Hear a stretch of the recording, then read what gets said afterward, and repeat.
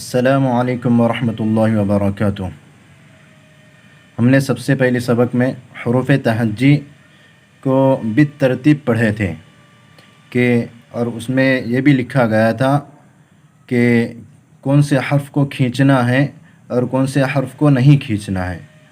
یہاں امتحان کے طور پر حروف تہجی کو درمیان سے لکھا گیا ہے تاکہ طالب علم کو سمجھ میں آئے کہ کون سے حرف کو کھینچنا ہے کون سے حرف کو نہیں کھینچنا ہے، اور یہاں نشانات بھی نہیں دیے گئے ہیں کہ کون سے حرف کو کھینچنا ہے۔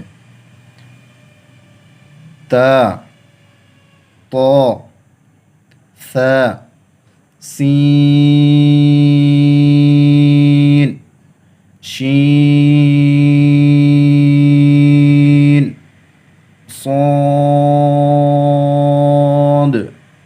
ح، ہا، خا، قاف، ذال، زا، ضاد، ظا، الف، عین، نون،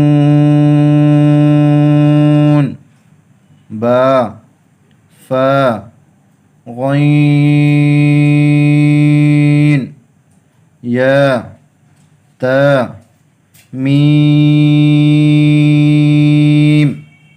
لام۔